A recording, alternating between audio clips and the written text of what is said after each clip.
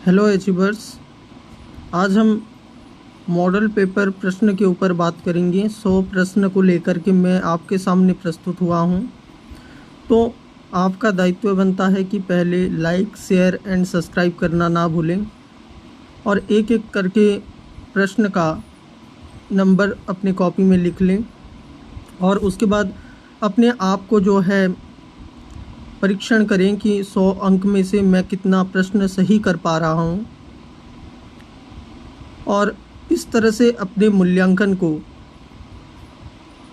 सही करते हुए अपने जो प्रिपरेशन है या अपना जो परीक्षा देने का कार्य है उस कार्य को सही ढंग से करें।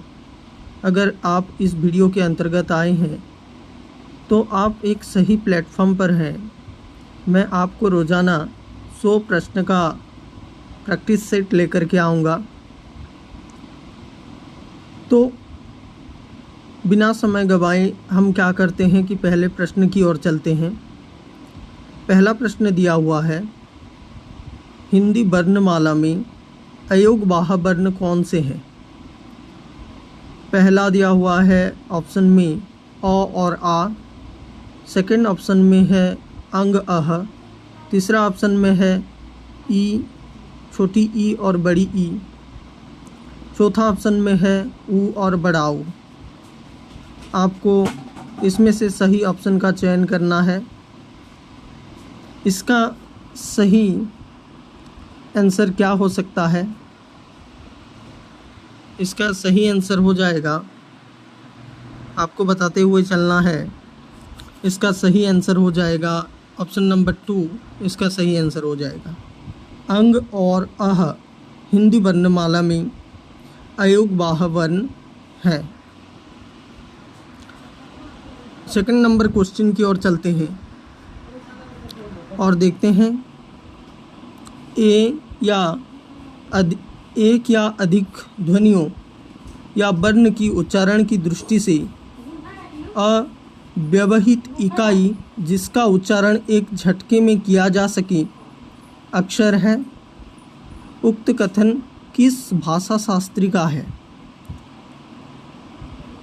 पहला ऑप्शन है उदय नारायण तिवारी, दूसरा ऑप्शन है बाबूराम सक्सेना, तीसरा ऑप्शन है भोलानाथ तिवारी या चौथा ऑप्शन है रमेश चंद्र गर्ग।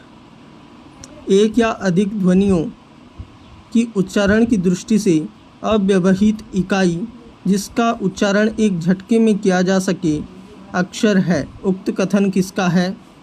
इसका सही आंसर हो जाएगा भोलानाथ तिवारी। भोलानाथ तिवारी जी ने अपने भाषा विज्ञान के अंतर्गत इस चीज़ को कहा हुआ है। क्वेश्चन नंबर 3, किस दर्शन में संसार को ब्रह्म से भिन्न और अभिन्न दोनों माना गया है? पहला ऑप्शन है द्वैतवाद, दूसरा ऑप्शन है अद्वैतवाद, तीसरा ऑप्शन है विशिष्टाद्वैतवाद या चौथा ऑप्शन है द्वैताद्वैतवाद। किस दर्शन में संसार को ब्रह्म से भिन्न और अभिन्न दोनों माना गया है?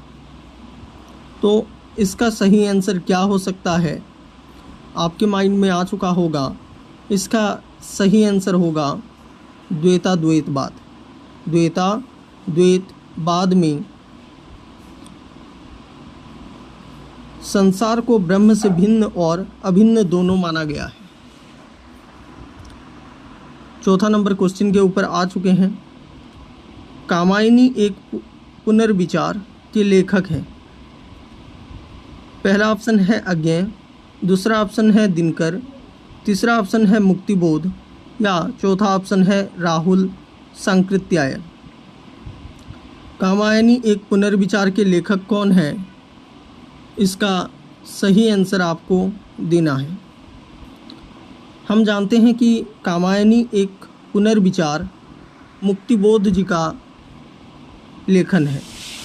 मुक्तिबोध जी कामायनी के ऊपर एक पुनर्विचार प्रस्तुत करते हुए इस कामायनी एक पुनर्विचार को लिखा हुआ था। 5वें प्रश्न के ऊपर आ चुके हैं।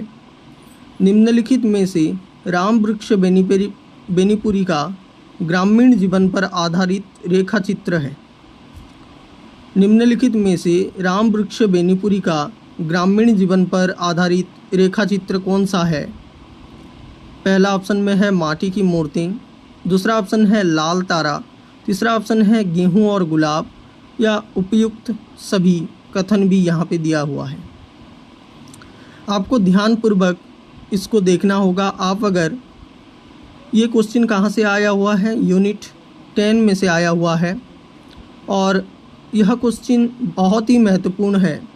आप अगर अच्छे से उस यूनिट को पढ़ चुके हैं तो आप बता पाएंगे कि राम वृक्ष बेनीपुरी का ग्रामीण जीवन पर आधारित रेखा चित्र कौन सा है।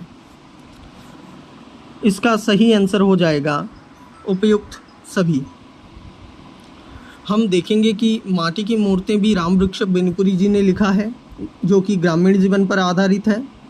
गेहूं और गुलाब भी जो कि राम वृक्ष बेनीपुरी जी का है, वो भी ग्रामीण जीवन पर आधारित है। और लाल तारा भी राम वृक्ष बेनीपुरी जी का है और ग्रामीण जीवन पर आधारित है। नेक्स्ट, सुमेलित कीजिए। एक तरफ सूची को दूसरे सूची से मिलाइए। पहला ऑप्शन है ज्ञान सर्वोदय, नेह प्रकाशिका, विवेक दीपिका और राम जहाज। दूसरे सूची में है बालकृष्ण नायक। सेकंड ऑप्शन में है अक्षर अनन्य। तीसरा ऑप्शन है चरणदास। चौथा ऑप्शन है भीखा साहब और 5वें ऑप्शन में है दरिया साहब। आपको सही सुमेलित करना है। नीचे ऑप्शन भी दिखा दे रहा हूँ। स्क्रीन थोड़ा छोटा करना पड़ेगा, तभी जा कर के आप इस ऑप्शन को देख पाएंगे। इसका सही आंसर का चयन आपको करना होगा। इन सभी क्वेश्चन टाइम कंज्यूमिंग होते हैं, लेकिन हम अगर इसको एलिमिनेशन मेथड के थ्रू करें तो जल्दी ही इसका आंसर निकल कर के आता है।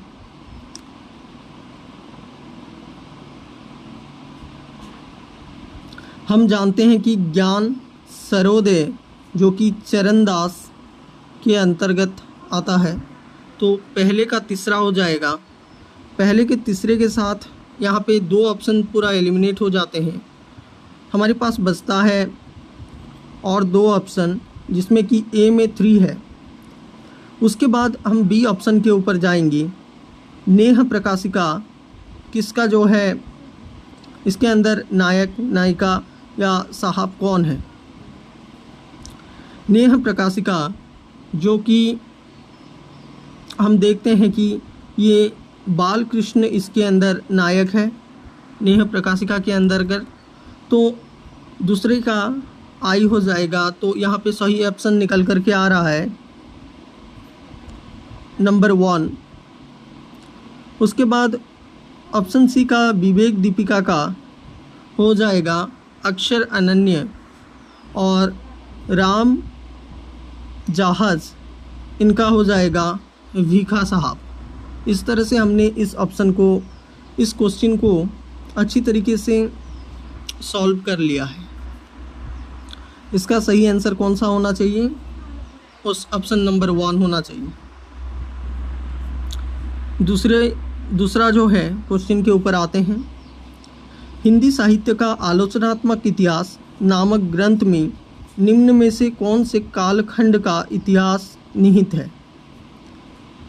हिंदी साहित्य का आलोचनात्मक इतिहास नामक ग्रंथ में निम्न में से कौन से कालखंड का इतिहास निहित है? ऑप्शन है संवत 750 से लेकर 1857, संवत 750 से लेकर के 1750, संवत, तीसरा ऑप्शन है संवत 750 से लेकर के 1850, या चौथा ऑप्शन है संवत 1050 से लेकर के 1900 तक। हिंदी साहित्य का आलोचनात्मक इतिहास ग्रंथ के अंदर कौन से कालखंड को वर्णित किया गया है? इसका सही ऑप्शन आपको चयन करना है। इसका सही ऑप्शन क्या हो जाएगा? इसका सही ऑप्शन हो जाएगा ऑप्शन नंबर 2, जो कि हिंदी साहित्य का आलोचनात्मक इतिहास नामक ग्रंथ का कालखंड का कौन से कालखंड का इतिहास निहित है। तो आपको इसका सही आंसर बताना है कि संवत 750 से लेकर के 1750 के अंतर्गत इसका जो है कालखंड वर्णित है। क्वेश्चन नंबर 8 के ऊपर चलते हैं।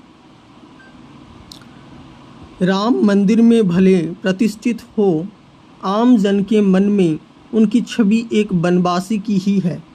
यह कथन किस निबंधकार का है? यह यूनिट 9 से जो है प्रश्न आया हुआ है। राम मंदिर में भले प्रतिष्ठित हो, आम जन के मन में उनकी छवि एक बनवासी की ही है। यह कथन किस निबंधकार का है? पहला है प्रताप नारायण मिश्र, दूसरा है विद्यानिवास मिश्र, तीसरा है विवेकी राय या चौथा है कुबेरनाथ राय। तो इसका सही आंसर क्या माना जा सकता है? इसका सही आंसर हो जाएगा आपका विद्यानिवास मिश्र। विद्यानिवास जी का निबंध कौन से निबंध से लिया गया है? आप अगर जानते हैं तो कमेंट बॉक्स में लिखिए। विद्यानिवास मिश्र जी कहते हैं राम मंदिर में भले प्रतिष्ठित हो, आम जन के मन में उनकी छवि एक बनवासी की ही है। उसके बाद क्वेश्चन नंबर 9, बाणभट्ट की आत्मकथा उपन्यास का मूल आधार स्रोत है। पहला ऑप्शन है मिस कैथराइन का शोध ग्रंथ, दूसरा ऑप्शन है बाणभट्ट का ऐतिहासिक ग्रंथ, तीसरा ऑप्शन है द्विवेदी की आत्मकथा, चौथा ऑप्शन है हजारी प्रसाद द्विवेदी का शोध ग्रंथ। आप अगर बाणभट्ट की आत्मकथा पढ़े होंगे तो इसका जवाब आपको तुरंत ही आ चुका होगा। 9 का आंसर हो जाएगा मिस कैथराइन का शोध ग्रंथ। जब मिस कैथराइन लेखक को क्या करते हैं कि उनका शोध ग्रंथ देते हैं, उस शोध ग्रंथ को जो है लेखक अपने पास रखते हैं और मिस कैथराइन के कुछ दिनों के ना आने के बाद उपरांत वो क्या करते हैं, उसको छपाते हैं और इसके अंतर्गत बाणभट्ट की आत्मकथा एक उपन्यास बनकर के हमारे सामने आता है। तो बाणभट्ट की आत्मकथा उपन्यास का मूल आधार स्रोत क्या है? तो आपको सही आंसर लगाना है मिस कैथराइन का शोध ग्रंथ, यही सही ऑप्शन हो जाएगा। उसके बाद अगला क्वेश्चन, दलित साहित्यकार तुलसीराम ने किस पत्रिका का संपादन किया है? पहला ऑप्शन है दलित संवेग, दूसरा ऑप्शन है भारत अश्वघोष, तीसरा ऑप्शन है सम्यक भारत या पल प्रतिपल। इसका सही आंसर क्या हो सकता है? दलित साहित्यकार तुलसीराम ने किस पत्रिका का संपादन किया था? तो आपको इस क्वेश्चन को देखते हुए इसका आंसर करना है। इसका सही आंसर आप बता चुके होंगे। इसका सही जो है आंसर है भारत अश्वघोष।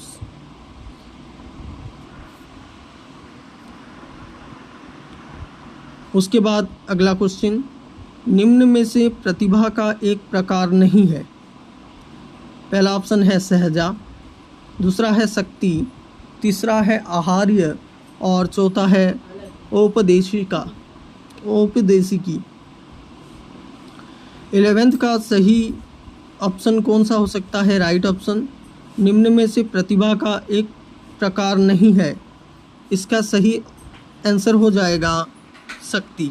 शक्ति जो है प्रतिभा का एक प्रकार नहीं है, बाकी सब उसके प्रकार हैं।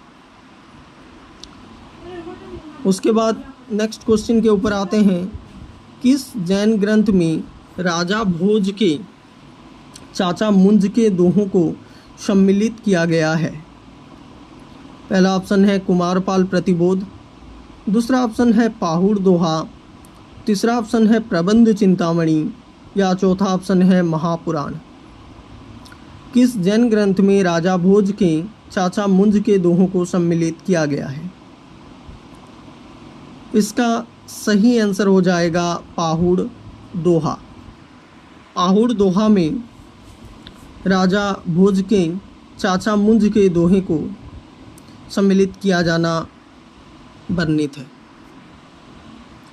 नेक्स्ट क्वेश्चन, निम्न में से सूची 1 को सूची 2 में से सम्मिलित करना है। यह क्वेश्चन आया हुआ है यूनिट 10 में से।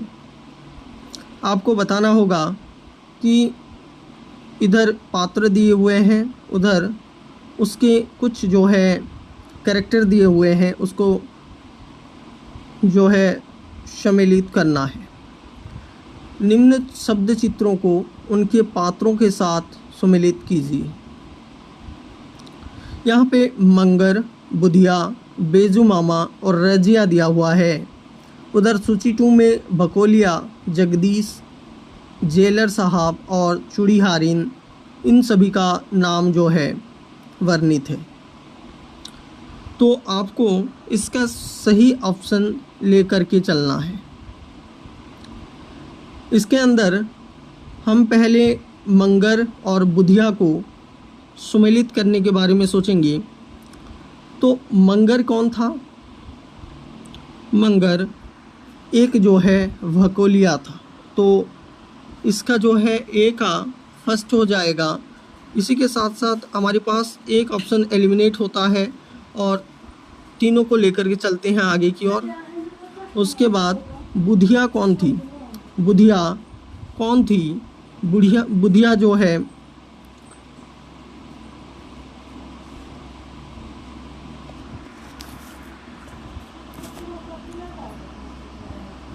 बुधिया भी जगदीश के साथ जो है सम्मिलित किया जा सकता है और बेजू मामा जेलर साहब के साथ सम्मिलित किया जाता है और रजिया चूड़ीहारिन के साथ सम्मिलित किया जाता है। इसी तरह से हमारा ऑप्शन नंबर 2 जो है सही हो जाएगा। मंगर का भकोलिया, बुधिया का जगदीश, बेजू मामा का जेलर साहब और रजिया का चूड़ीहारिन। इसी तरह से हमारा आंसर सही हो जाएगा ऑप्शन नंबर 2। उसके बाद नेक्स्ट क्वेश्चन के ऊपर आते हैं। छन पिराकी आइयाँ और छन पिराकी जोड़ा, दूसरा छन जब कहूँगा जब ससुर देगा घोड़ा। उक्त गीत किस उपन्यास में संकलित है? पहला ऑप्शन है परीक्षा गुरु, दूसरा ऑप्शन है देवरानी जेठानी की कहानी, तीसरा ऑप्शन है राग दरबारी और चौथा ऑप्शन है जिंदगी नामा। छन पिराकी अइयाँ और छन पिराकी जोड़ा, दूसरा छन जब कहूँगा जब ससुर देगा घोड़ा। इसका सही आंसर क्या हो सकता है? किस उपन्यास में इसका वर्णन देखने को मिलता है? तो इसका सही आंसर हो जाएगा देवरानी जेठानी की कहानी। इसमें जो है इसका वर्णन देखने को मिलता है। निम्न में से कौन सा कथन सही नहीं है? इसके ऊपर आपको ध्यान देना होगा। पहला दिया हुआ है रिपोर्टाज में तथ्य के साथ ही भाव प्रवणता भी है। रिपोर्टाज में कथा तत्व नहीं होना चाहिए। ऑप्शन 3, रिपोर्टाज में लेखक को कलाकार और पत्रकार दोनों की भूमिका निभानी पड़ती है। चौथा ऑप्शन है रिपोर्टाज आँखों देखी कानों सुनी घटनाओं पर आधारित होता है, कल्पना पर नहीं। इसका सही आंसर कौन सा हो सकता है? रिपोर्टाज के बारे में सही कथन का चयन करना है। यहाँ पे बाकी सब ऑप्शन सही नज़र आ रहे हैं, लेकिन ऑप्शन नंबर 2 रिपोर्टाज में कथा तत्व नहीं होना चाहिए, ये ऑप्शन गलत है। रिपोर्टाज में कथा तत्व होना चाहिए, यहाँ पे लिखा हुआ है नहीं होना चाहिए। तो इसका आंसर हो जाएगा 2। उसके बाद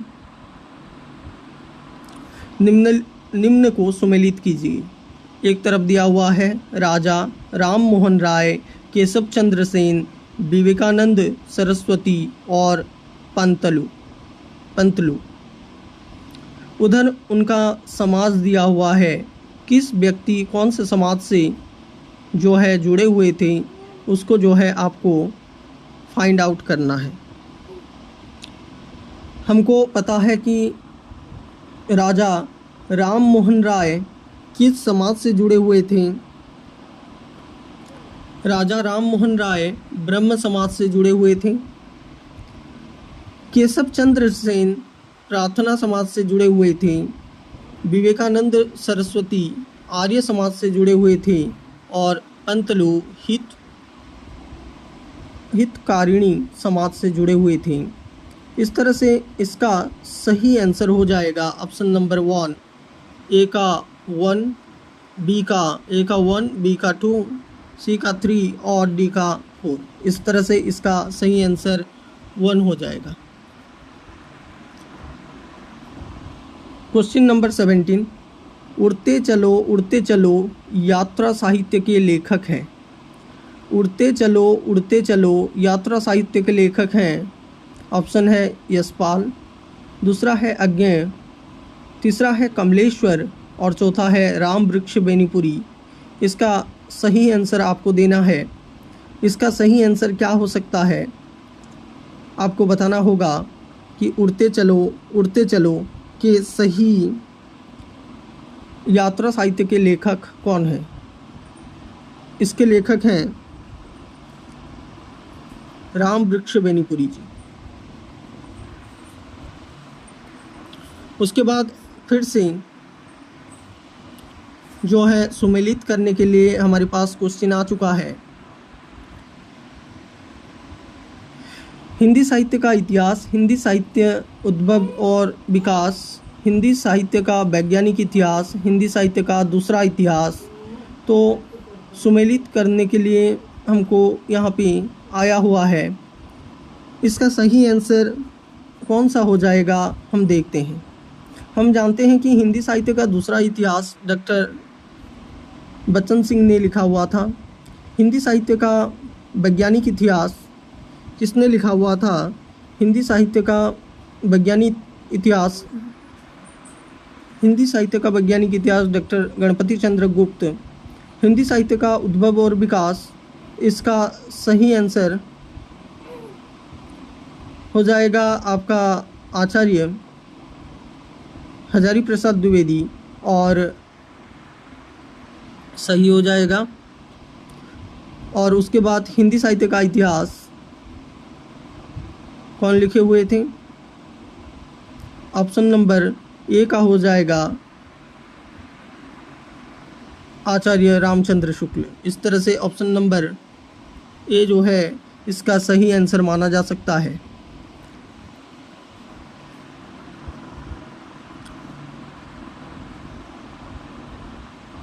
क्वेश्चन नंबर 19, विद्यापति को अपरूप का कवि मानते हुए उन्हें हिंदी का जाति कवि किस विद्वान ने कहा है? विद्यापति को अपरूप का कवि मानते हुए उन्हें हिंदी का जाति कवि किसने कहा है? ऑप्शन है हजारी प्रसाद द्विवेदी, डॉक्टर नगेंद्र, रामचंद्र शुक्ल या बच्चन सिंह।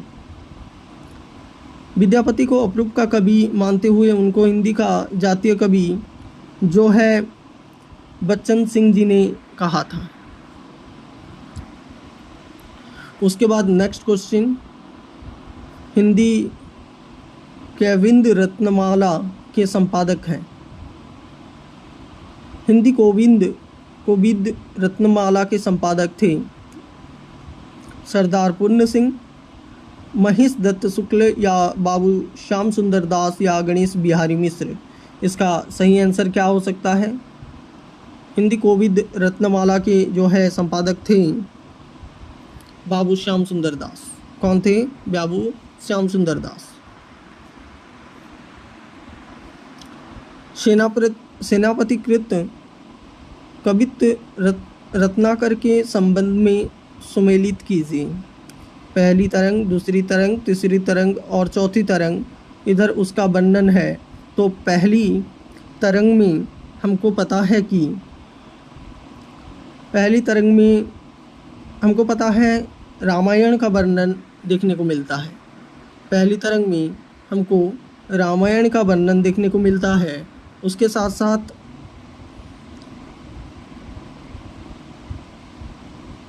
सॉरी मैं गलत बोला, पहली तरंग के अंतर्गत हमको देखने को मिलता है श्लेष वर्णन। कौन सा वर्णन? श्लेष वर्णन। और दूसरी तरंग के अंतर्गत श्रृंगार वर्णन देखने को मिलता है। तीसरे तरंग के अंतर्गत हमको ऋतु वर्णन देखने को मिलता है और चौथे तरंग के अंतर्गत रामायण वर्णन देखने को मिलता है। इसका सही आंसर हो जाएगा ऑप्शन नंबर 4।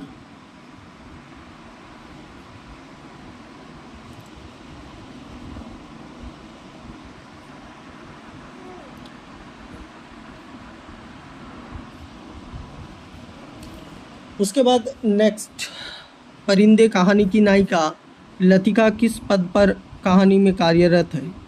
स्कूल की प्रिंसिपल, संगीत शिक्षिका या अंग्रेज़ी शिक्षिका या छात्रावास की वार्डन? तो इसका सही आंसर क्या हो जाएगा?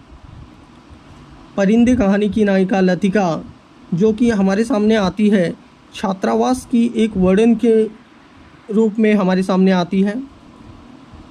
आपको अगर यूनिट 7 में डाउट है तो इस चैनल में एक प्लेलिस्ट बना हुआ है यूनिट 7 का, वहाँ पे जाकर के इन सभी कहानियों को आप सुन सकते हैं और उसके ऊपर चिंतन मनन कर सकते हैं।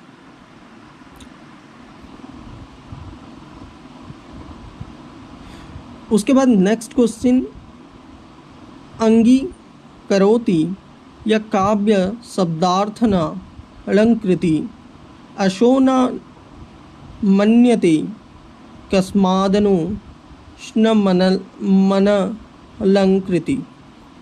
उक्त पंक्तियाँ आचार्य मम्मट के विरोध में किसने कही? दंडी, सेकंड ऑप्शन है कुंतक, तीसरा ऑप्शन है बामन और चौथा ऑप्शन है जयदेव।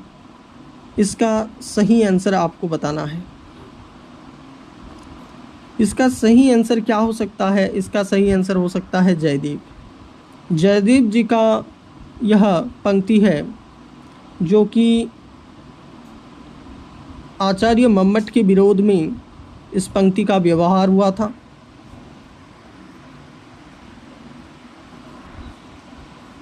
क्वेश्चन नंबर 24, भारतेंदु रचित फूलों का गुच्छा में संग्रहित है। पहला ऑप्शन है विभिन्न पत्रिकाओं में प्रकाशित उनके लेख, खड़ी बोली में रचित उनकी कविताएं या उनके अनुदित नाटकों के मुख्यांश या अंग्रेजी शिक्षा प्रसार के विरुद्ध उनकी व्यंग्यात्मक टिप्पणियाँ। आपको बताना है कि इसका सही आंसर क्या हो सकता है। भारतेंदु रचित फूलों का गुच्छा में संग्रहित क्या है? इसका सही ऑप्शन हो जाएगा, सही आंसर हो जाएगा खड़ी बोली में रचित उनकी कविताएं। इसके अंदर संकलित है फूलों के गुच्छों के अंतर्गत। उसके बाद नेक्स्ट क्वेश्चन, सनक संप्रदाय का अन्य नाम है? द्वैताद्वैतवाद, अद्वैतवाद, द्वैतवाद या विशिष्टाद्वैतवाद? सनक संप्रदाय का अन्य नाम है, हमको पता है कि सनक संप्रदाय का अलग नाम कौन सा है? द्वैताद्वैतवाद। कालक्रम की दृष्टि से निम्नलिखित आचार्यों का सही अनुक्रम है। पहला है माधवाचार्य, रामानुजाचार्य, वल्लभाचार्य या निम्बाकाचार्य। इसको ऑप्शन को पढ़ना है और सुमेलित करना है। सुमेलित नहीं, उसको क्रम के अंतर्गत रखना है। आपको इसको ध्यान में रखना है। इसका आंसर फाइंड करते रहें। यहाँ पे सही ऑप्शन कौन सा होगा? ऑप्शन नंबर 3 होगा। पहले आते हैं रामानुजाचार्य, उसके बाद निम्बाकाचार्य और उसके बाद माधवाचार्य, उसके बाद वल्लभाचार्य। राम, निम्ब, मध्वा, बल्ल, इस तरह से याद रखें, निम्ब, मध्वा और बल्ल, ये जो है सही ऑप्शन हो जाएगा।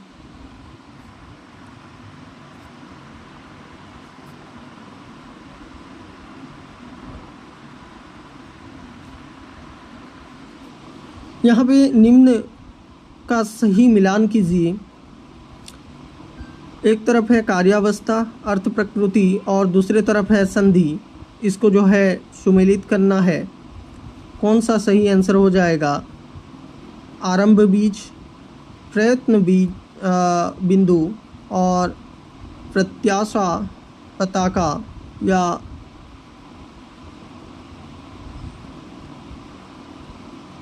नियतस्वी प्रकृति। यहाँ पे कार्यावस्था युक्त अर्थ प्रकृति भी दिया हुआ है, उसको सही संधि के साथ मिलान करना है।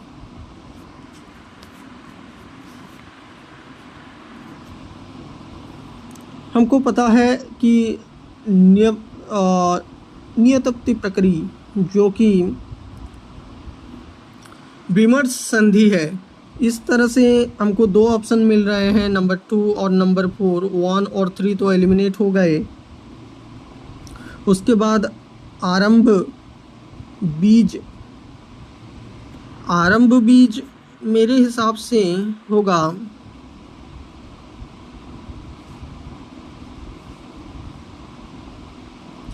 थोड़ा सा रुकिए।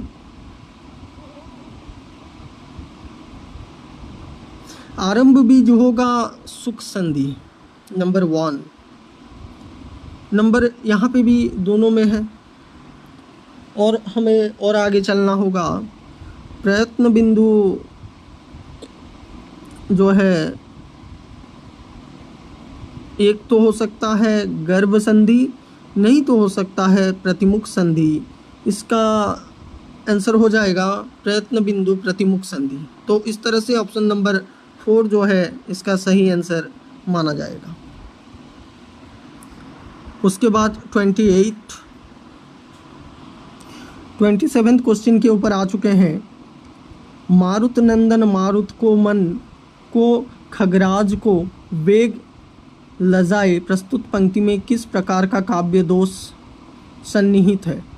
पहला ऑप्शन है न्यून पदत्व, सेकंड ऑप्शन में है अधिक पदत्व और थर्ड ऑप्शन में है च्युत संस्कृति या चौथा ऑप्शन में है दशक्रमत्व। इसका सही जो है आंसर क्या हो सकता है? मारुत नंदन मारुत को मन को खगराज को बेग लजाए।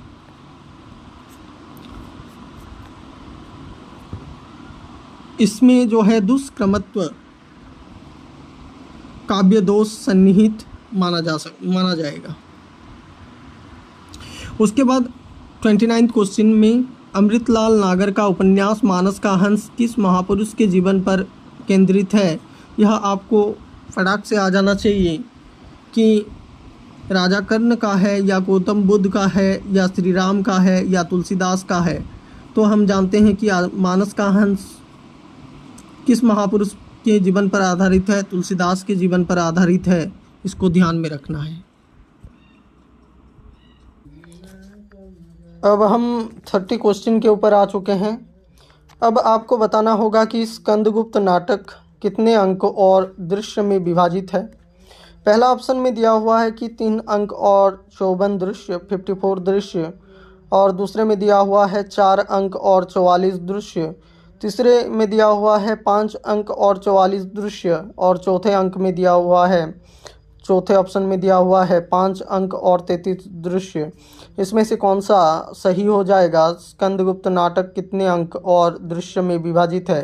तो इसका सही आंसर होगा, हमको पता है कि 5 अंक और 33 दृश्य में जो है वर्णित है स्कंदगुप्त नाटक। स्कंदगुप्त नाटक का प्रकाशन वर्ष और उसके साथ साथ इसके रचनाकार कौन है, इसका जो है आंसर आपको देना है कमेंट बॉक्स में। नेक्स्ट क्वेश्चन के ऊपर आते हैं। मजदूरी और प्रेम निबंध में लेखक ने सच्ची ईश्वर पूजा किसे कहा है? मजदूरी और प्रेम निबंध में सच्ची ईश्वर पूजा को आपको तलाश करना है। पहला है प्रेम पूजा, दूसरा है मनुष्य पूजा, तीसरा है कर्म पूजा या चतुर्थ है प्रकृति पूजा। इसका सही आंसर क्या हो सकता है? हमको पता है कि कर्म की पूजा जो है सच्ची ईश्वर पूजा कहा है मजदूरी और प्रेम निबंध में। सरदार पूर्ण सिंह का यह निबंध है। उसके बाद का क्वेश्चन है, मार्क्सवादी समाज प्रबल और स्थायी होने पर व्यवहार में अमलातांत्रिक समाजवाद बन जाता है। प्रस्तुत कथन किस विचारक का है? तो पहला ऑप्शन दिया हुआ है हजारी प्रसाद द्विवेदी, दूसरा ऑप्शन दिया हुआ है विद्यानिवास मिश्र, तीसरा ऑप्शन दिया हुआ है कुबेरनाथ राय और चतुर्थ ऑप्शन में है विवेकी राय। इसका सही आंसर देना है आप सभी को। मार्क्सवादी समाज प्रबल और स्थायी होने पर व्यवहार में अमलातांत्रिक समाजवाद बन जाता है। यह कथन है आपका कुबेरनाथ राय जी का। कुबेरनाथ राय जी यह कहते हैं। उसके बाद क्वेश्चन आता है 33 क्वेश्चन के ऊपर, हरिवंश राय बच्चन की आत्मकथा का प्रथम खंड क्या भूलूं क्या याद करूं का प्रकाशन वर्ष है। इसका प्रकाशन वर्ष क्या हो सकता है? पहला ऑप्शन में है 1964, दूसरा ऑप्शन है 1962, तीसरा ऑप्शन है 1965 और चौथा ऑप्शन है 1969 ईस्वी। तो क्या भूलूं और क्या याद करूं का प्रकाशन वर्ष क्या है? इसका प्रकाशन वर्ष है आपका 1969। क्या भूलूं क्या याद करूं का प्रकाशन वर्ष है 1969। नेक्स्ट क्वेश्चन, अभ्यंतर प्रयत्न के अनुसार वर्ण के कितने भेद हैं? क्या वर्ण के 4 भेद हैं, क्या वर्ण के 2 भेद में हैं, या वर्ण के 3 भेद हैं, या वर्ण के 5 भेद हैं? इसका सही आंसर हो जाएगा अभ्यंतर प्रयत्न के अनुसार वर्ण के कुल जो है 4 भेद किए हुए हैं। इसके 4 भेद कौन कौन से हैं? आपको अगर पता है तो आपको कमेंट बॉक्स के अंदर उसका आंसर लिखना है। 35, मैं हिंदू धर्म में पैदा हुआ हूँ लेकिन मैं मरूंगा बौद्ध धर्म में। यह कथन किस विचारक का है? यह क्वेश्चन मैं हिंदू धर्म में पैदा हुआ हूँ लेकिन मरूंगा बौद्ध धर्म में, यह कथन किस विचारक का है? यह क्वेश्चन यूनिट नंबर 4 से आया हुआ है। इसके विचारक थे महात्मा गांधी या भीमराव अंबेडकर या राम मनोहर लोहिया या प्रकाश नारायण। कोई अगर सीरियस विद्यार्थी इसको तैयार कर रहा होगा तो इसका आंसर पता हो गया होगा। इसका कथन है भीमराव अंबेडकर जी का। इनका पूरा नाम था भीमराव रामजी अंबेडकर। इनका जन्म वर्ष और इनका जन्म स्थान, मैं जन्म स्थान बता देता हूँ, महुआ ज़िले में हुआ था और इसका जन्म वर्ष आपको लिख करके बताना है। प्रेमचंद के फटे जूते किस लेखक की रचना है? इसके लेखक का नाम आपको तैयार करना है, बताना है। पहला ऑप्शन है हरिशंकर परसाई, दूसरा ऑप्शन है अमृत राय, तीसरा ऑप्शन है शिवरानी देवी या चौथा ऑप्शन है मुक्तिबोध। प्रेमचंद के फटे जूते के लेखक कौन हैं? 36 का क्या आंसर हो जाएगा?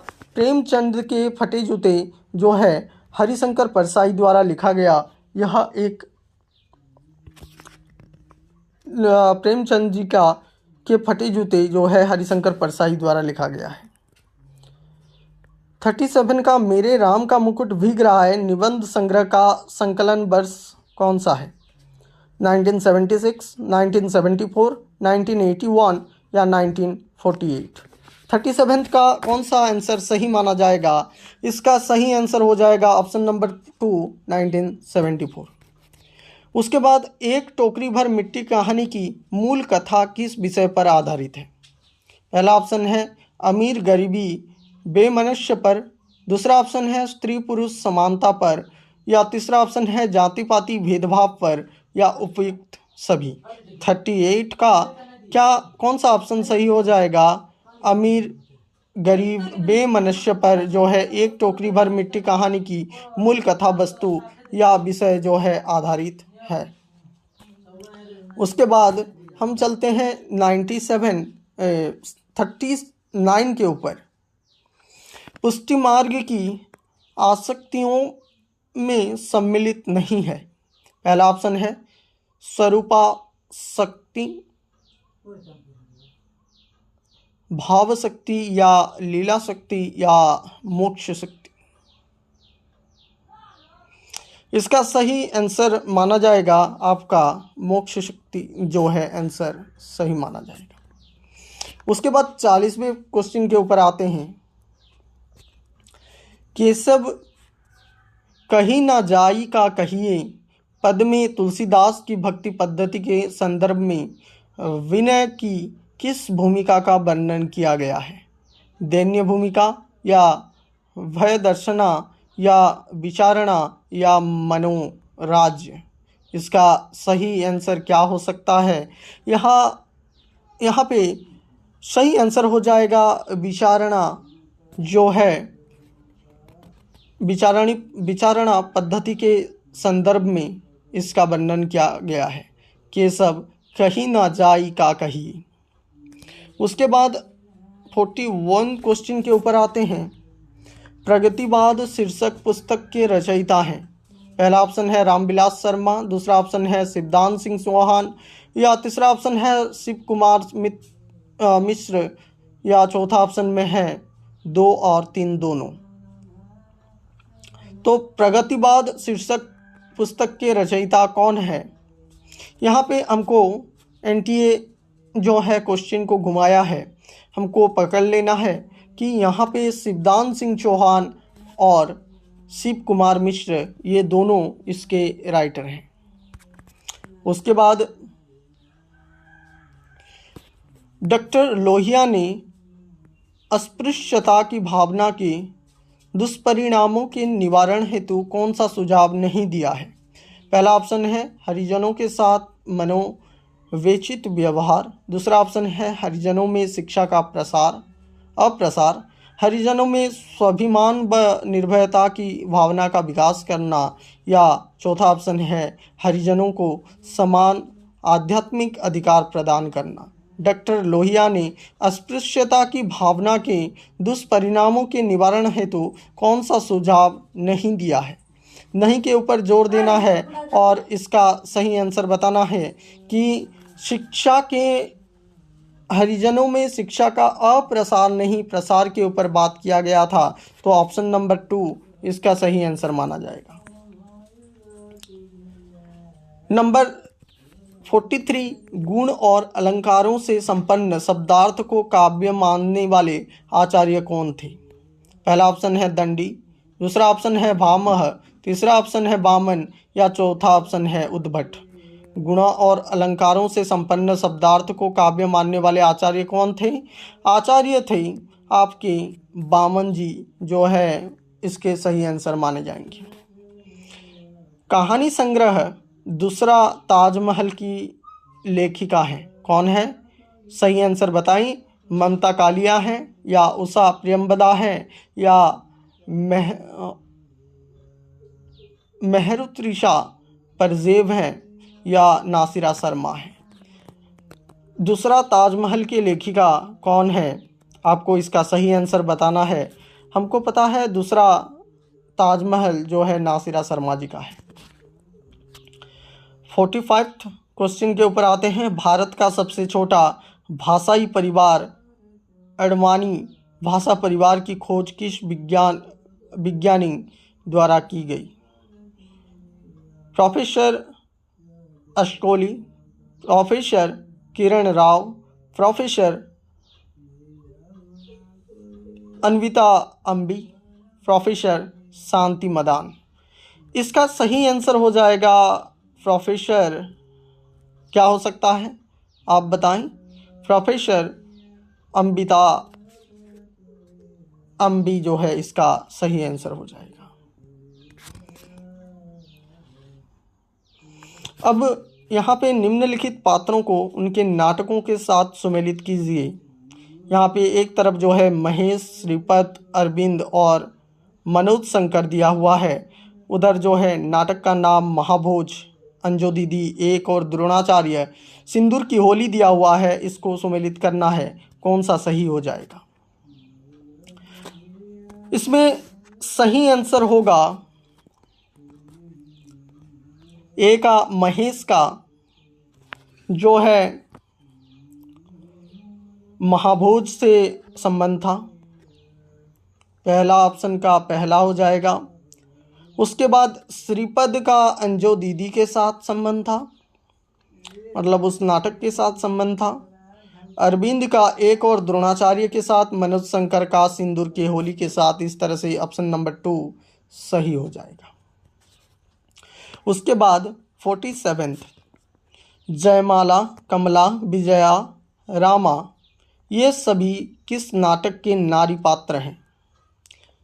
ये नारी पात्र हैं चंद्रगुप्त के, या ध्रुव स्वामिनी के, या स्कंदगुप्त के, या जन्मेजय का नाग यज्ञ के। इसका सही आंसर देना है जयमाला, कमला, विजया, रामा ये सभी किस नाटक के जो है स्त्री पात्र हैं। हमको पता है कि जयमाला, कमला, विजया और रामा स्कंदगुप्त के जो है नाटक के स्त्री पात्र हैं। 48 प्रकाशन वर्ष की दृष्टि से निम्नलिखित उपन्यास का सही अनुक्रम है। पहला ऑप्शन मैं पढ़ देता हूँ, त्यागपत्र, नदी के दीप, मेरी तिब्बत, मेरी तेरी, उसकी बात, या खंजन नयन। इसको सही तरीके से पढ़ना है और इसका सही आंसर आपको बताना है। इसका सही आंसर क्या हो सकता है। इसका सही आंसर हो जाएगा आपका त्यागपत्र, नदी के द्वीप, मेरी तेरी और उसकी बात और खंजन नयन। यही आंसर इसका सही है। उसके बाद 49 ऑप्शन के क्वेश्चन के ऊपर चलते हैं। निम्नलिखित भाषा लिपियों को क्रमानुसार कीजिए। पहला ऑप्शन है ब्राह्मी लिपि, गुप्त लिपि, कुटिल लिपि, नागरी लिपि। दूसरा ऑप्शन है नागरी लिपि, गुप्त लिपि, कुटिल लिपि, ब्राह्मी लिपि। तीसरा ऑप्शन है गुप्त लिपि, कुटिल लिपि, नागरी लिपि या ब्राह्मी लिपि। या चौथा ऑप्शन है ब्राह्मी लिपि, नागरी लिपि, गुप्त लिपि या कुटिल लिपि। इसका सही आंसर क्या हो सकता है आपको बताना होगा। इसका सही आंसर हम जानते हैं कि ब्राह्मी लिपि जो है प्रथम में आता है, तो पहला और चौथा इन दोनों में प्रथम में है, तो ये दोनों ऑप्शन जो है एलिमिनेट हो जाएंगे। उसके साथ साथ ब्राह्मी लिपि के बाद हमारा कौन सा आता है, हमको पता है कि ब्राह्मी लिपि, नागरी लिपि, गुप्त लिपि और कुटिल लिपि इसका सही आंसर हो जाएगा। अब जो है 50 क्वेश्चन के ऊपर आ चुके हैं। अब अली रही गुलाब में अपत कटीली डार में कौन सा अलंकार है। पहला ऑप्शन है उपमा, दूसरा ऑप्शन है अनुप्रास, या तीसरा ऑप्शन है उत्प्रेक्षा, या चौथा ऑप्शन है अन्योक्ति अलंकार है। कौन सा अलंकार है आपको बताना है। इसमें जो है कौन सा अलंकार है, अन्योक्ति अलंकार देखने को मिलता है।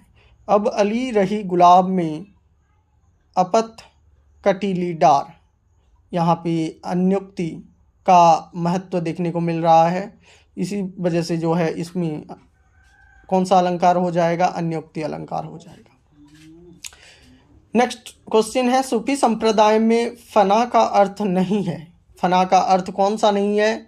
ब्रह्म मिलन, निर्वाण, अविष्कार, बहिष्कार या निशेषता। सूफी संप्रदाय में फना का अर्थ नहीं है। इसका सही आंसर हो जाएगा बहिष्कार अर्थ जो है इसका नहीं है। बाकी फना का अर्थ कौन कौन सा है उसको ध्यान रखना है, ब्रह्म मिलन, निर्वाण और निशेषता। उसके बाद नेक्स्ट क्वेश्चन, कबीर की भाषा को पंचमेल खिचड़ी किसने कहा है। पहला ऑप्शन है रामविलास शर्मा, दूसरा ऑप्शन है बाबू श्याम सुंदर दास, तीसरा ऑप्शन है डॉक्टर नगेंद्र या चौथा ऑप्शन है राम कुमार वर्मा। इसका सही आंसर आपको देना है कबीर की भाषा को पंचमेल खिचड़ी किसने कहा है? इसका सही आंसर हो जाएगा बाबू श्याम सुंदर दास ने कबीर की भाषा को पंचमेल खिचड़ी कहा है। उसके बाद कविता को छंदोबद्ध अनुकृति किस विद्वान ने कहा है? वर्ड्सवर्थ, प्लेटो, लॉन्जाइनस या अरस्तु। कविता को छंदबद्ध अनुकृति किस विद्वान ने कहा है? इसका सही आंसर आपको बताना होगा। इसका सही आंसर हो जाएगा अरस्तु जी ने इसका जो है वर्णन किया हुआ था। कविता को छंदोबद्ध अनुकृति अरस्तु विद्वान ने कहा है। उसके बाद 54 प्रकाशन वर्ष के अनुसार निम्नलिखित डायरियों का सही क्रम है। पहला है डायरी के कुछ पन्ने, मेरी कॉलेज डायरी, प्रवास की डायरी या दैनंदिनी। दूसरा ऑप्शन है दैनंदिनी, मेरी कॉलेज की डायरी, डायरी के कुछ पन्ने या प्रवास की डायरी। दैनंदिनी, डायरी के कुछ पन्ने, मेरी कॉलेज की डायरी, प्रवास की डायरी। और इसी तरह से चौथा ऑप्शन है प्रवास की डायरी, डायरी के कुछ पन्ने, दैनंदिनी या मेरी कॉलेज की डायरी। इनमें से जो है सही ऑप्शन माना जाएगा, पहले हमको पता है कि दैनंदिनी आया हुआ था, तो दो ऑप्शन आते हैं और दोनों ऑप्शन जो है कैंसिल हो जाते हैं। तो सही ऑप्शन जो है इसका माना जाएगा 54 का ऑप्शन नंबर 3 जो है इसका सही आंसर है। तो दैनंदिनी, डायरी के कुछ पन्ने, मेरी कॉलेज डायरी, प्रवास की डायरी इसका सही आंसर हो जाएगा। उसके बाद 55 क्वेश्चन में आ चुके हैं। उपनिवेश में स्त्री किसका स्त्री विमर्श है? ऑप्शन है सुधा अरोड़ा, प्रभा केतान, अनामिका, मैत्री पुष्पा। इसमें से 55 का सही आंसर बताना होगा कि उपनिवेशिका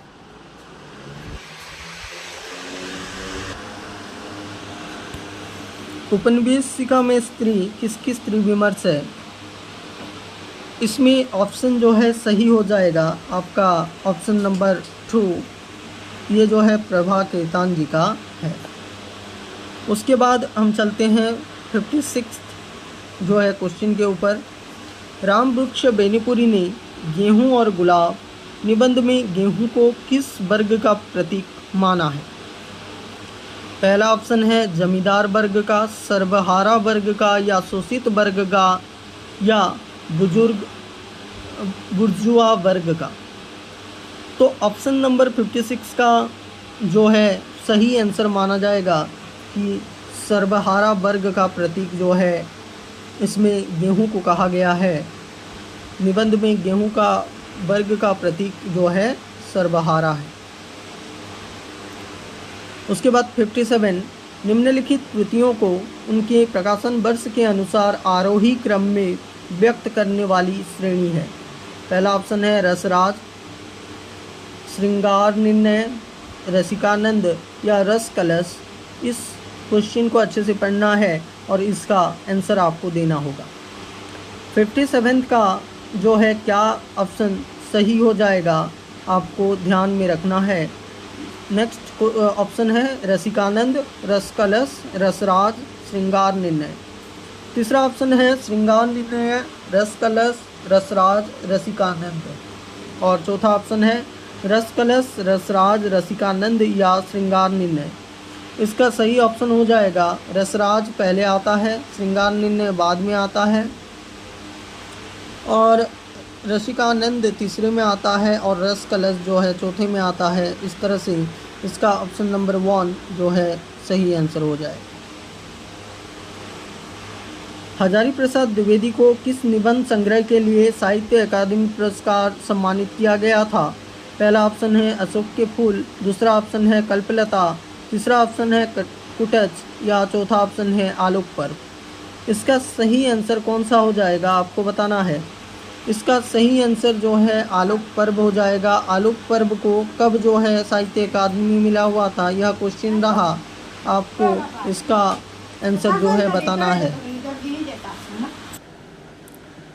अब नेक्स्ट क्वेश्चन के ऊपर चलते हैं और देखते हैं क्वेश्चन क्या है। तीसरी कसम कहानी में हीराबाई किस कंपनी में जाने के लिए हीरामन की गाड़ी में सवार होती है? पहला ऑप्शन है कि दी रोहतक संगीत नौटंकी कंपनी, दी मोहन संगीत नौटंकी कंपनी, मथुरा मोहन नौटंकी कंपनी, या मोहन रोहता संगीत नौटंकी कंपनी। इसका सही आंसर देने के लिए आपको जो है तीसरा कसम पढ़ना होगा। इसके साथ साथ हम तीसरी कसम के जो रचनाकार कौन हैं, उनके रचनाकार कौन हैं? फणीश्वर नाथ रेणु। और तीसरी कसम कब लिखा गया था? 1959 में लिख करके हमारे सामने आया था। और इसका सही आंसर क्या हो जाएगा आपको बताना होगा कि इसका सही आंसर हो जाएगा ऑप्शन नंबर 1 रोहता संगीत नौटंकी कंपनी, इसका सही आंसर हो जाएगा। उसके बाद 60 क्वेश्चन के ऊपर चलते हैं। किस हिंदी लेखक को देवनागरी के प्रचार प्रसार के प्रयासों के कारण उन्हें हिंदी का सुकरात कहा जाता है? पहला ऑप्शन है लाला श्रीनिवास दास, लल्लू लाल, पंडित गौरीदत्त या पंडित सदासुखलाल। इसका सही आंसर कौन सा होगा?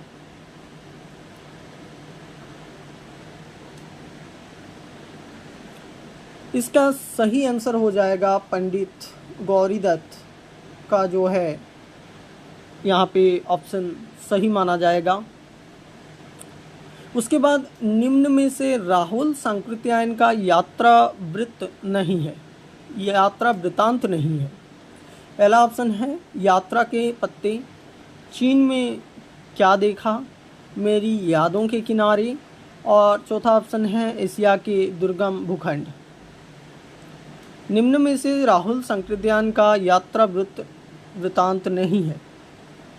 61 का मेरी यादों के किनार जो है सही ऑप्शन हो जाएगा। बाकी जो है राहुल सांकृत्यायन जी का यात्रा वृत्तांत है, लेकिन ये मेरी यादों के किनारे ये जो है नहीं है। उसके बाद नेक्स्ट क्वेश्चन के ऊपर चलते हैं। क्वेश्चन है ब्राह्मण ना किसी के राज्य में रहता है और ना किसी के अन्न से पलता है, स्वराज में विचरता है और अमृत होकर जीता है। प्रस्तुत पंक्तियाँ चंद्रगुप्त नाटक में किस पात्र की है?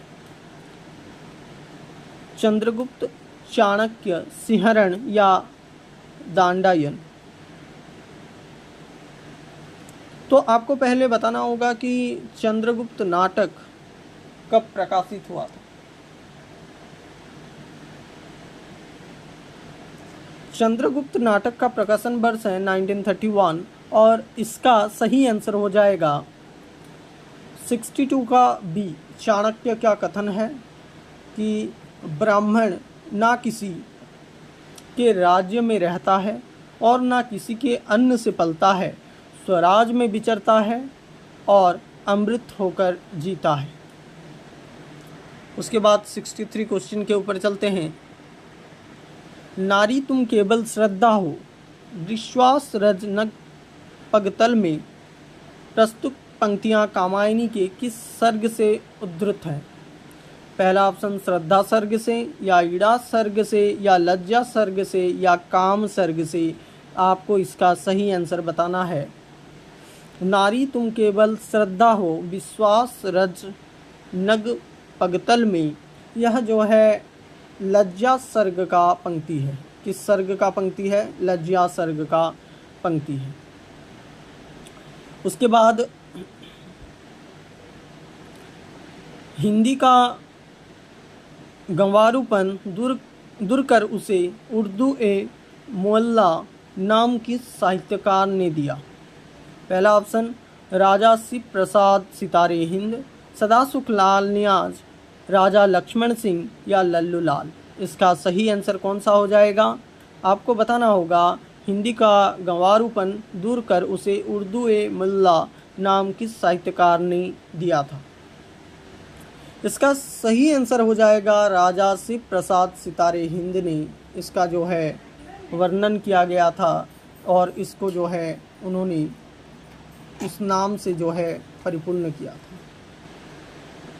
निम्नलिखित पाश्चात्य साहित्य चिंतक को उनके सिद्धांतों के साथ सम्मिलित कीजिए।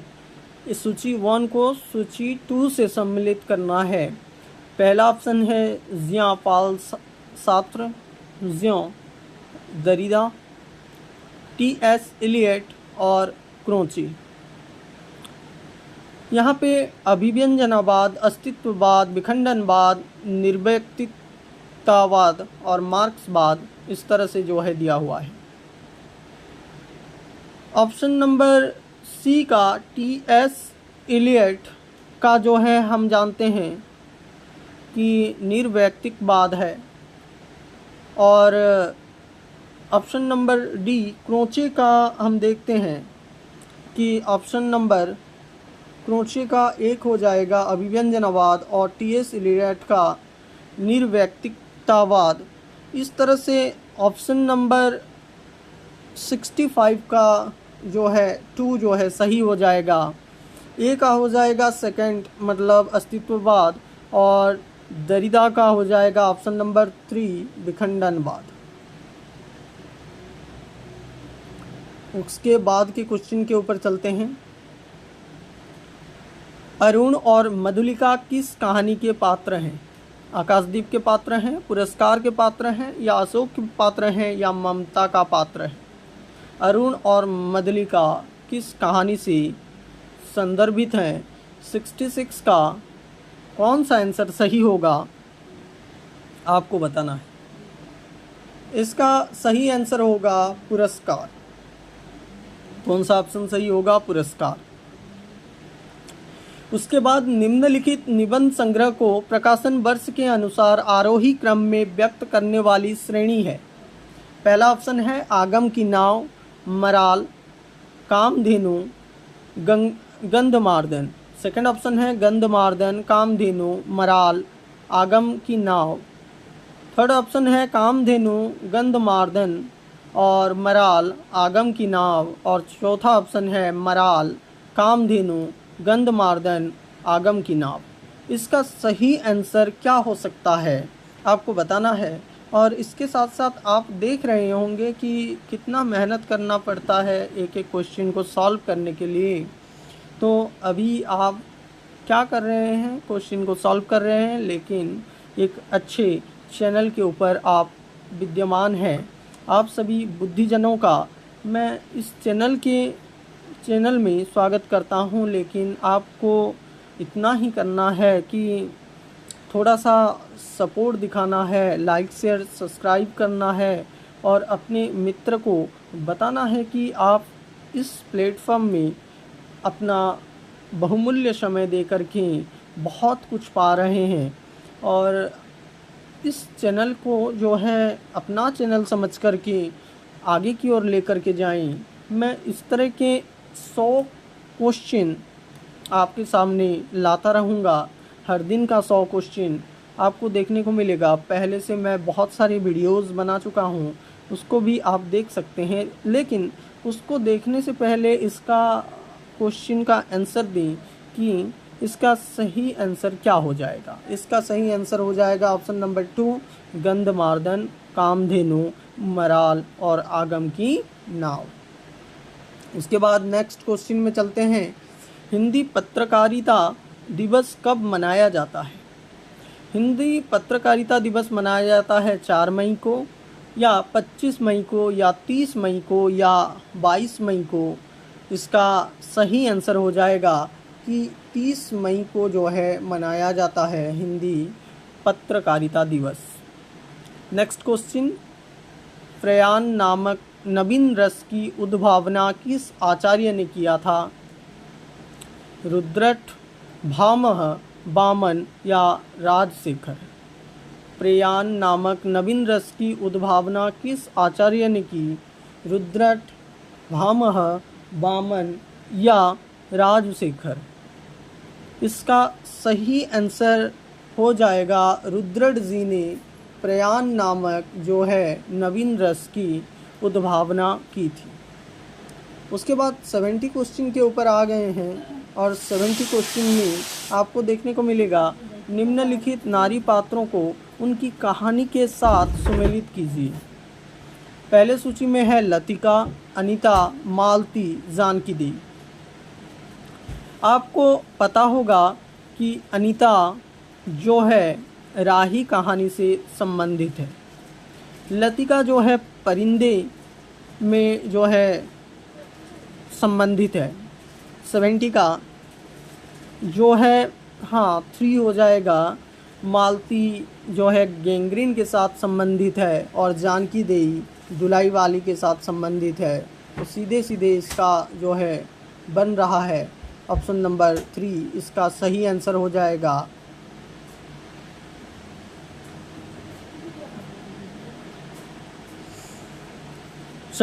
किसी के प्रति प्रेम या रति होने पर स्वयं को प्रेम में पीड़ित करना किस ग्रंथ के रूप में जाना जाता है? पहला ऑप्शन है परपीड़ा ग्रंथ, आत्मपीड़न विधि ग्रंथ या इलेक्ट्रा ग्रंथ या इंडिप्सन ग्रंथ। इसका सही आंसर क्या हो सकता है? जल्दी जल्दी करेंगे और इस क्लास को ख़त्म करेंगे और बाकी 30 प्रश्न के अंत में हम पहुंच गए हैं।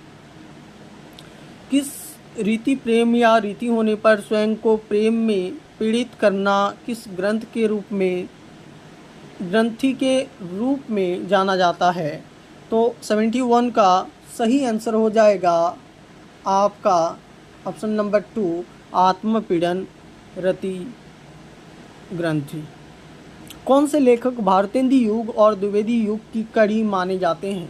आपको ये तो पता ही होगा। 72 का ऑप्शन बाल मुकुंद गुप्त को माना जाता है, भारतेंदु युग और द्विवेदी युग की कड़ी माना जाता है। 73 क्वेश्चन के ऊपर आ चुके हैं और आपको यहाँ पे क्वेश्चन दिखाई दे रहा होगा। तो द्रोणाचार्य है, व्यवस्था और सत्ता के कोड़ों से पिटा हुआ द्रोणाचार्य। यह कथन एक और द्रोणाचार्य नाटक में से किस पात्र का है? यह कथन विमलेंदु का है या द्रोणाचार्य का है या अरविंद का है या प्रेसिडेंट का है? इसका सही आंसर क्या हो सकता है आपको बताना होगा। तो द्रोणाचार्य है, व्यवस्था और सत्ता के कोड़ों से पिटा हुआ द्रोणाचार्य, यह कहता है विमलेंदु। ये कौन कहता है? विमलेंदु कहता है। 74 स्त्री की नीरसता, यांत्रिकता तथा घुटन का चित्रण किस कहानी की कथा वस्तु है? बहुत इंपॉर्टेंट क्वेश्चन। स्त्री की नीरसता, यांत्रिकता तथा घुटन का चित्रण किस कहानी की कथा वस्तु है? परिंदे, राही, धुलाई वाली या गैंग्रीन। 74 का कौन सा ऑप्शन सही होगा आपको बताना है। स्त्री की नीरसता और यांत्रिकता हमको देखने को मिलता है गैंग्रीन कहानी में और कहीं पे नहीं। गैंग्रीन कहानी का रचनाकार कौन है आपको बताना है। मैं बताऊंगा कि गैंग्रीन कहानी कब लिखा गया था। गैंग्रीन कहानी लिख करके आया था 1934 में, लेकिन इसके जो है रचनाकार आपको बताना होगा। धुलाई वाली के रचनाकार कौन हैं? परिंदे कब लिख करके सामने आया था और राही के रचनाकार कौन है आपको बताना होगा। परिंदे के जो है प्रकाशन वर्ष है, परिंदे का प्रकाशन वर्ष कितना है आपको भी यही भी बताना होगा। राही की प्रकाशन वर्ष कब है? 1947। धुलाई वाली का प्रकाशन वर्ष कितना है? 1907। इस तरह से हमने देखा इस क्वेश्चन को। एक क्वेश्चन के माध्यम से हम बहुत सारे क्वेश्चन को जो है मेकअप करते हुए चल रहे हैं।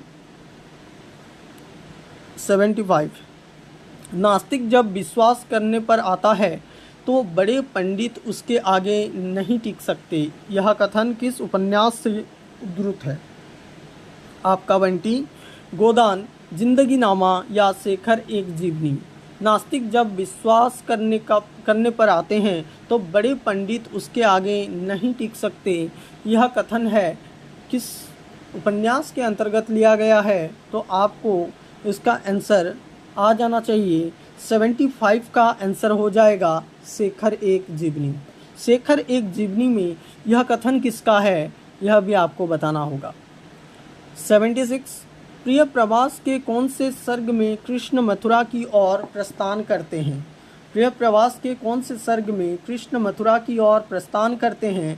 पहला ऑप्शन है षष्ठ सर्ग, सप्तम सर्ग, अष्टम सर्ग या नवम सर्ग।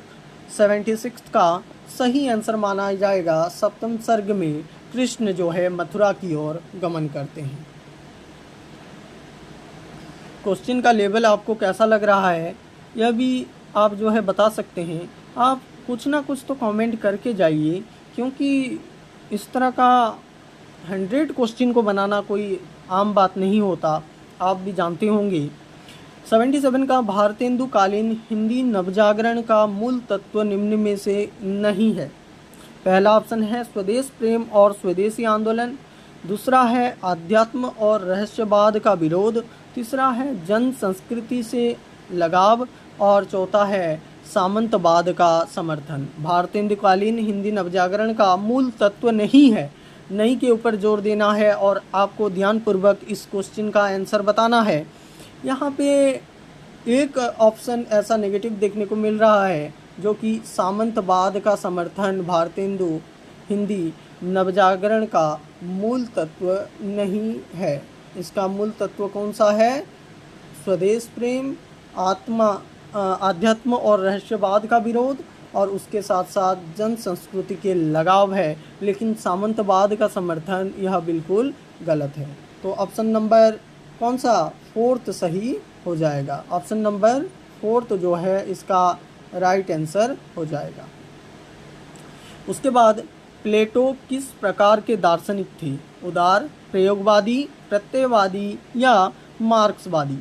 प्लेटो किस प्रकार के दार्शनिक थे आपको बताना होगा। प्लेटो जो है प्रत्ययवादी दार्शनिक थे, आपको पता ही होगा।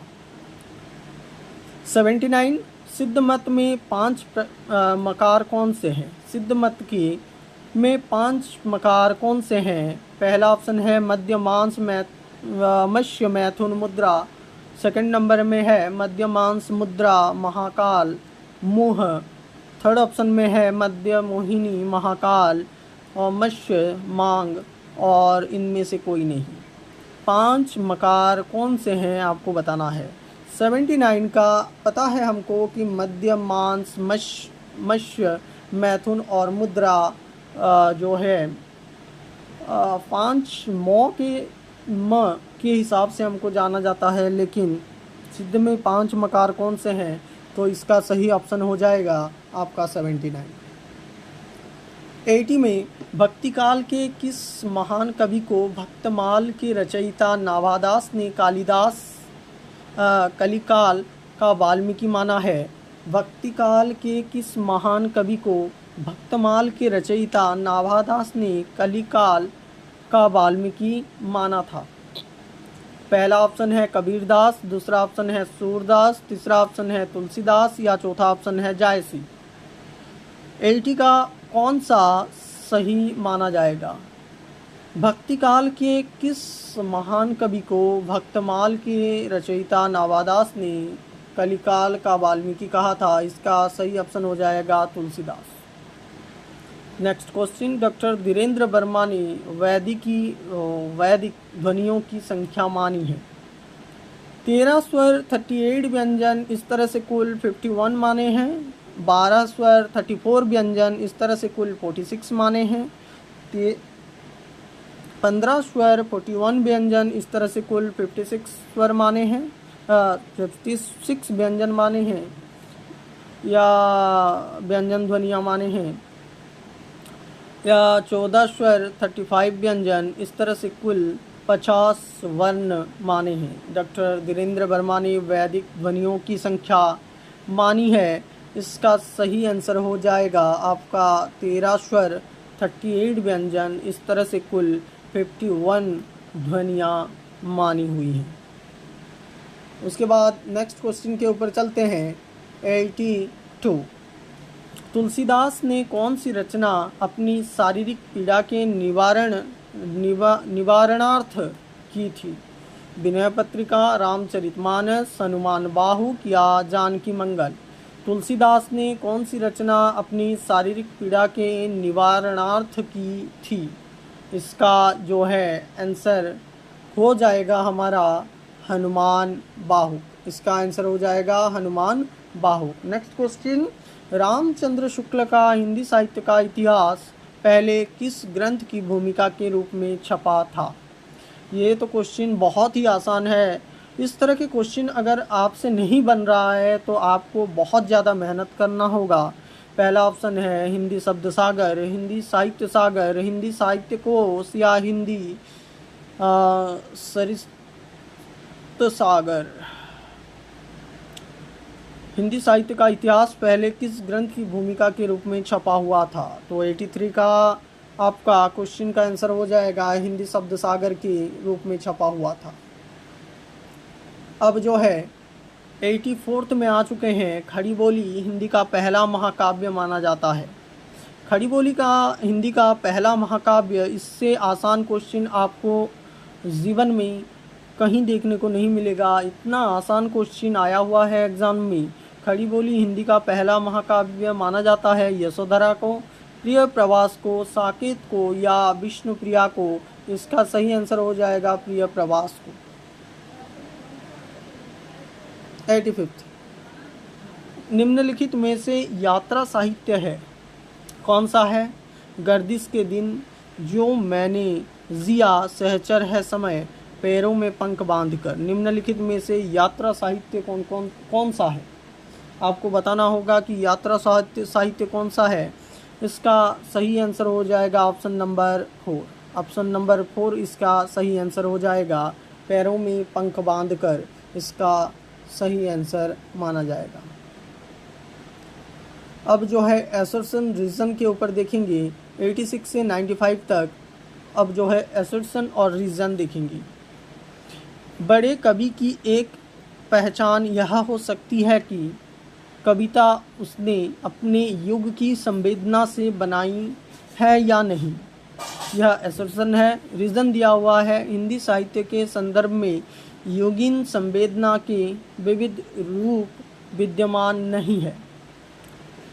इनमें से कौन सा सही हो जाएगा आपको बताना है और कौन सा गलत है आपको बताना है। बड़े कवि की पहचान यह हो सकती है कि कविता उसने अपने युग की संवेदना से बनाई है या नहीं। यह तो सही है, लेकिन स्थापना तो सही है, लेकिन तर्क गलत है। हिंदी साहित्य के संदर्भ में युगीन संवेदना के विविध रूप विद्यमान नहीं है। नहीं है, ये है। इसका जो है ऑप्शन नंबर 1 सही हो जाएगा। उसके बाद नेक्स्ट स्थापना और तर्क के ऊपर चलते हैं। स्थापना दिया हुआ है तरह तरह के चरित्रों और परिस्थितियों के संदर्भ में से विविध प्रकार की मनः स्थितियों का चित्रण महाकाव्यकार का करता है। तर्क दिया हुआ है मुक्तक रचयिता को ऐसा वैविध्य संभावतः सुलभ नहीं होता। इसका कौन सा असर्शन सही होगा या रीजन सही होगा, या दोनों सही होंगे या दोनों गलत होंगे, या असर्शन सही होगा रीजन सही होगा, या रीजन सही होगा असर्शन गलत होगा। इसके ऊपर आपको तर्क करना होगा। पहला यहाँ पे क्या दिया गया है कि तरह तरह के चरित्रों और परिस्थितियों के संदर्भ में से विविध प्रकार की मनःस्थितियों का चित्रण महाकाव्यकार करता है। यह तो सही बोला गया है। तर्क में बोला गया है क्योंकि मुक्तक रचयिता को ऐसा वैविध्य संभावतः सुलभ नहीं होता। यह भी सही है। इस तरह से ऑप्शन नंबर 3 जो है सही हो जाएगा। उसके बाद 88 के ऊपर चलते हैं। स्थापना दिया हुआ है सूरदास ने अपने काव्य के लिए जो जीवन क्षेत्र चुना है वह सीमित है। तर्क दिया हुआ है इसके बावजूद उनकी लोकप्रियता व्यापक है, तो इसका मुख्य कारण यह है कि उनका सीमित क्षेत्र गृहस्थ जीवन और परिवार से जुड़ा है। तो इसको आपको बताना है असर्शन रीज़न सही है या गलत है, या असर्शन सही है या रीज़न सही है, इस तरह से आपको बताना होगा। 88 का सूरदास ने अपने काव्य के लिए जो जीवन क्षेत्र चुना है वह सीमित है, यह तो सही कथन है। कारण इसके बावजूद उनकी लोकप्रियता व्यापक है, तो इसका मुख्य कारण यह है कि उनका सीमित क्षेत्र गृहस्थ जीवन और परिवार से जुड़ा है। यह दोनों कथन सही है, तो ऑप्शन नंबर 3 जो है सही हो जाएगा। स्थापना दिया हुआ है 89th क्वेश्चन में, मीरा की काव्य भाषा में सृजनात्मक क्षमता कम है। तर्क दिया हुआ है क्योंकि वहाँ लोकगीतों की तरह सीधी अभिव्यक्ति पर बल नहीं है। तो स्थापना और तर्क दोनों को पढ़ना है और इसका आंसर बताना है। मीरा की काव्य भाषा में सृजनात्मक क्षमता कम है। तर्क दिया हुआ है क्योंकि वहाँ लोकगीतों की तरह सीधी अभिव्यक्ति पर बल नहीं है। इसका जो है सही आंसर क्या हो सकता है 89 का? मीरा की काव्य भाषा में सृजनात्मक क्षमता कम है, ये तो सही है। कारण क्योंकि वहाँ लोकगीतों की तरह सीधी अभिव्यक्ति पर बल नहीं है, ये रीज़न जो है गलत दिया हुआ है, तो ऑप्शन 1 जो है सही हो जाएगा। उसके बाद 90 क्वेश्चन में आ चुके हैं। भक्ति काल का वैविध्य कई दृष्टियों से रहीम के कवित्व से पूरा होता है। तर्क दिया हुआ है हिंदू मुसलमानों के समरस होते जातीय जीवन के वे प्रतिनिधि कवि हैं। सही आंसर का चयन करना है।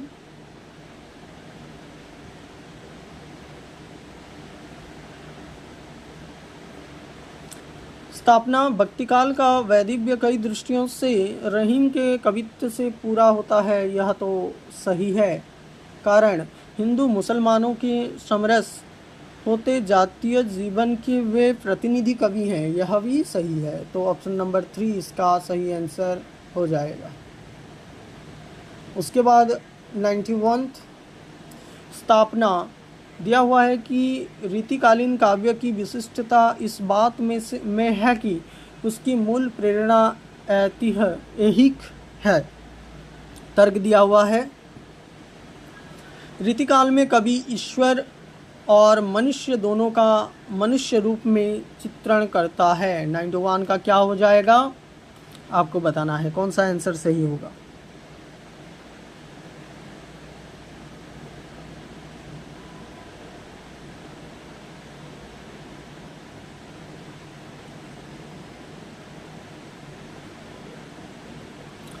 स्थापना दिया हुआ है रीतिकालीन काव्य की विशिष्टता इस बात में है कि उसकी मूल प्रेरणा जो है ऐहिक है, यह भी सही है। और रीतिकालीन में कवि ईश्वर और मनुष्य दोनों का मनुष्य रूप में चित्रण करता है, यह भी सही है, तो ऑप्शन नंबर सी या 3 सही हो जाएगा। उसके बाद 92 क्वेश्चन में आ चुके हैं। काव्य मानव की उद्भावनात्मक या सृजनात्मक शक्ति का परिणाम है। तर्क दिया हुआ है उसके उत्कर्ष अपकर्ष का नियंत्रण स्थूल व्यापार या ब्रह्म वैदिक संस्कार पूर्ण रूप से कर सकते हैं। इसका सही आंसर क्या हो जाएगा? आपको असर्शन सही होगा या रीज़न सही होगा, या असर्शन गलत होगा या रीज़न गलत होगा, कि दोनों असर्शन रीज़न सही होंगे या दोनों असर्शन रीज़न गलत होंगे। इसको जो है आपको बताना होगा कि कौन सा सही है।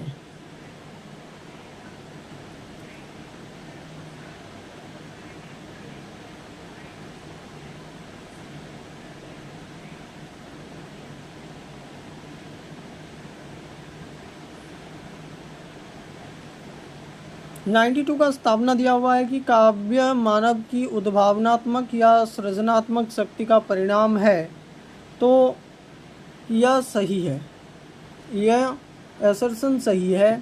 तर्क क्या दिया हुआ है परिणाम है, कारण उसके उत्कर्ष अपकर्ष का नियंत्रण स्थूल व्यापार या ब्रह्म वैदिक संस्कार पूर्ण रूप से कर सकते हैं, यह गलत है। और इस तरह से ऑप्शन नंबर 1 जो है सही माना जाएगा। 93 स्थापना प्रसाद जी का रहस्यवाद वास्तविक सत्ता है। तर्क दिया गया है नियतिवाद और निराशावाद उनके चरम सिद्धांत नहीं है।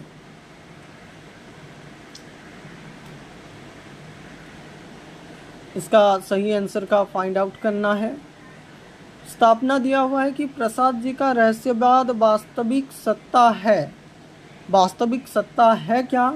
हाँ, सही चीज़ है कि उनका प्रसाद जी का रहस्यवाद वास्तविक सत्ता है। लेकिन तर्क क्या दिया हुआ है कि नियतिवाद और निराशावाद उनके चरम सिद्धांत नहीं है। यह भी सही माना जाएगा कि ये जो है उनका चरम सिद्धांत नहीं है। तो ऑप्शन नंबर 3 जो है दोनों सही को जो है सही आंसर माना जाएगा। 94 स्थापना दिया हुआ है कि तुलसी और देव के प्रेमी निराला की और सुर और बिहारी के प्रेमी पंत की ओर अधिक आकृष्ट होते हैं। तर्क दिया हुआ है, एक के काव्य में पौरुष और पांडित्य की प्रधानता है, दूसरे के काव्य में कोमलता और कला का विकास है। तो आपको इसका सही आंसर का चयन करना है, कौन सा सही हो जाएगा 94 का।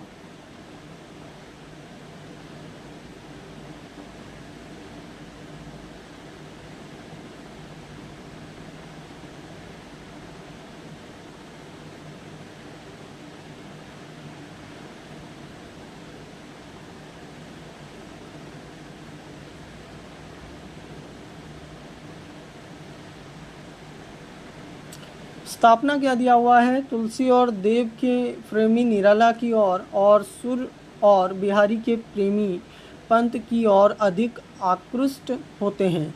क्या यह कथन सही है? हाँ, यह कथन जो है दिया गया है वो सही है। लेकिन कारण क्या है? एक के काव्य में पौरुष और पांडित्य की प्रधानता है, दूसरे के काव्य में कोमल और कला का विकास है। तो निराला और सुर और बिहारी के बारे में बात किया गया है। इसमें देखा गया है एक में जो है पांडित्य देखने को मिलता है और दूसरे में कोमलता और कला देखने को मिलता है। तो यह भी सही है। तो इस तरह से ऑप्शन नंबर सी जो है सही हो जाएगा। 95 स्थापना रीति काव्य में रसिकता और शास्त्रीयता का योग हुआ है, जो उस युग के एकांत प्रशमित से वातावरण में अनुकूल है। तर्क दिया हुआ है, रीति काव्य की बनावट में इसलिए ऐतिहासिक सामाजिक द्वंद्व दिखाई देते हैं। इसका सही आंसर जो है आपको बताना है। स्थापना रीति काव्य में रसिकता और शास्त्रीयता का योग हुआ है, जो इस युग के एकांत प्रशमित से वातावरण में अनुकूल है। 95 का हाँ, यह कथन तो सही है कि शास्त्रीयता का योग हुआ है, जो उस युग के एकांत प्रशमित वातावरण में अनुकूल है। लेकिन तर्क क्या दिया गया है? प्रशमित से वातावरण में अनुकूल है, कारण रीति काव्य की बनावट में इसलिए ऐतिहासिक सामाजिक द्वंद्व दिखाई देते हैं। यह गलत है, यह रीज़न गलत है, लेकिन जो है तर्क सही है। तो ऑप्शन नंबर 1 सही हो जाएगा। हम नीचे की ओर चलते हैं और यहाँ पे जो है अपठित गद्यांश दिया हुआ है, तो मैं इसको नहीं करता या 5 क्वेश्चन जो है आपको आपके लिए छोड़ देता हूँ। मैं अपना टेलीग्राम का लिंक इस वीडियो के डिस्क्रिप्शन में दे दूँगा। वहाँ पे जाकर के आप क्या कर सकते हैं कि इसको जो है सॉल्व कर सकते हैं। यहाँ पे हमको कुछ चीज़ों का ध्यान रखना होगा। अपठित गद्यांश को देखते हुए मैं उसके लिए और एक वीडियो बना दूँगा। कैसे हम अपठित गद्यांश को सॉल्व करें, कैसे हम हर एक क्वेश्चन को ये जो 5 क्वेश्चन है ये मुक्त के नंबर दे करके जाते हैं, इसको जो है सही करना ही हमारा कर्तव्य बनता है। तो इसके लिए कुछ ट्रिक्स हैं, जो सुपर ट्रिक्स हैं मैं आपको बताऊंगा, और कैसे इसको सही करना होगा, कैसे उसको फास्टर तरीके से रीड करना होगा, अपने रीड को मतलब अपने पढ़ाई को और ज़्यादा कैसे फास्ट करना होगा उसके बारे में भी बताऊंगा। तो टेलीग्राम लिंक के साथ जुड़ जाएं, और टेलीग्राम चैनल में मेरा हर एक वीडियो जाता है, उसमें हर एक क्वेश्चन पेपर भी देता हूं और उसको सॉल्व करके भी आपके सामने प्रस्तुत करता हूं। तो यह वीडियो समाप्त करने से पहले मैं इतना ही कहना चाहूँगा कि आप अगर यहाँ तक वीडियो देख रहे हैं तो आपके मन में कुछ करने का जज्बा है, आप कुछ करने के लिए बने हैं। आप ऐसे ना समझें कि मैं कुछ नहीं कर पाऊँगा, मैं बहुत कुछ करूँगा। आज अगर मैं 100 क्वेश्चन को कंप्लीट कर सकता हूँ तो मैं जीवन में बहुत कुछ कर सकता हूँ। इस तरह से मन में ठान करके चले, एक ना एक दिन तो मंजिल मिलेगा ही। लेकिन आपको जो है निरंतर रूप से सही प्लेटफॉर्म का चयन करते हुए सही तरीके से अपना जो है कार्य करना होगा। थैंक यू सो मच इस वीडियो को देखने के लिए। आपको अपना प्यारा सा कमेंट नीचे छोड़ देना है कि आपको कैसा लगा यह वीडियो। आपको अगर सही लगा तो सही लिखें, गलत लगा तो गलत लिखें, उसमें कुछ नहीं है। मैं अपनी गलती को सुधारूंगा और अच्छे से अच्छे कंटेंट आपको देने की कोशिश करूंगा। Thank you so much. फिर मिलते हैं नए वीडियो के साथ।